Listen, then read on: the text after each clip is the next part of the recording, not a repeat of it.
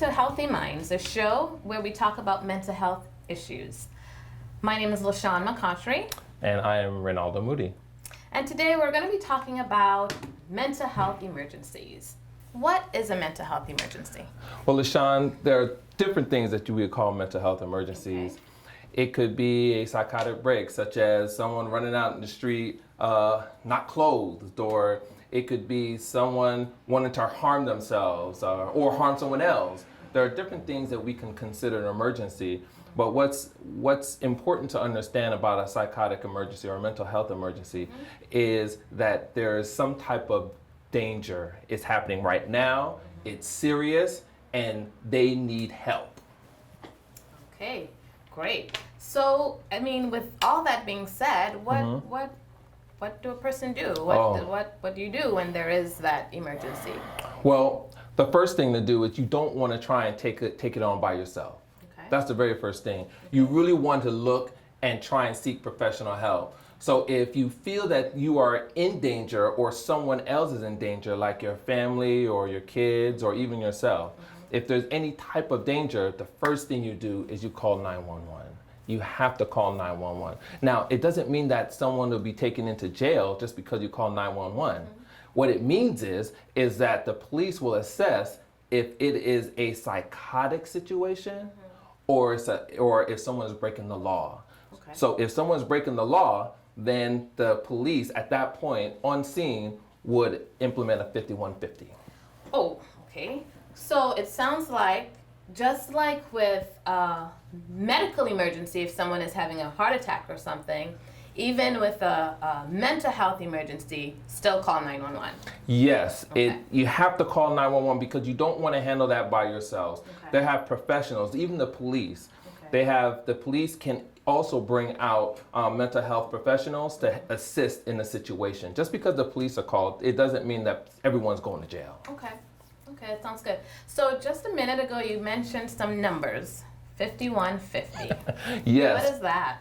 Okay, now people think the 5150 is about going to jail or you committed some type of criminal act. No, the 5150 says that there is a situation where someone is a threat to either someone else or themselves. Okay. That's what it means. That there's some type of threat and it's happening right now, and it's very important that we call 911 for the situations like that. So we're going to be talking now about the 72-hour hold. What goes on with that process? Well, LaShawn, let me tell you, the 72-hour hold is really an evaluation process, and it's an assessment. It's very important that once someone is put in a 72-hour hold, that the psychiatrist sees them immediately, and we make sure that they're not a danger to themselves or anyone else. That is very important. We just want to make sure that there is no danger and everyone is safe. Yes. Good. So they're in a facility, hospital Yes. setting, correct? Yes. And there's psychiatrists and various clinicians involved. Let's talk a bit about like family, like what happens, you know? Well, If I have a loved one in that situation, you know, Yeah. I'm probably going to be pretty scared. I'm probably going to be, I wouldn't really know what to expect. it is very scary, especially when you really don't know. So what's important to know is that your loved one is safe.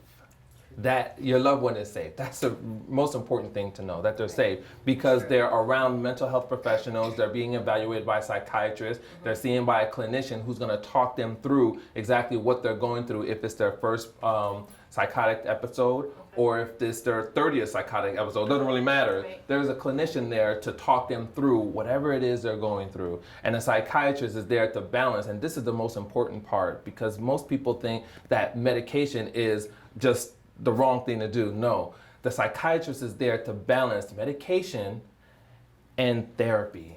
When you have both combined together, man, it's a wonderful and loving situation. So you mentioned the word evaluation. That's kind of a big word. Break it down if you can. Okay. Evaluation. The evaluation process is where the psychiatrist is developing a treatment plan for the patient. So the treatment plan will consist, okay, what type of medications they're going to be on primarily, and what their problem is. Is their problem that they're anxious, they can't stick still? Are they hearing voices? Are they seeing things that aren't there? Are the voices commanding voices, meaning are they telling them to hurt someone else or hurt themselves? This is part of the evaluation process. Okay, sounds good. So would the doctors ask them questions about, like how they're feeling and things like that? Is that a part of it as Very, well? very important. The client knows themselves better than anybody else. That is who we're trying to help. So the psychiatrists, the therapists, all the mental health professionals, they are going to really get into why that person is feeling the way they're feeling. They're going to get into why that person is feeling the way they're feeling. They're going to get into why that person is really, really hurting and what they can do to help. And once the patient is able to articulate, okay, what they're feeling inside, then the doctor and all the mental health staff, they can actually say, okay, well, this is the treatment plan that we're going to do for the next 72 hours. Oh, thank you, Ronaldo. That sounds good. It'll make someone feel so much more comfortable knowing that information. Oh, yes. And that's the key to mental health. Being informed. When you're informed, then you feel empowered. And when you're empowered, then you know how to help your family a whole lot better, because it's not just the mental health professionals. It's not just the psychiatrists or the doctors or the people working inside the hospital. What it's really about is the whole person care. It is about family being involved in treatment. Once you get family involved in treatment, then that's where the real help comes in.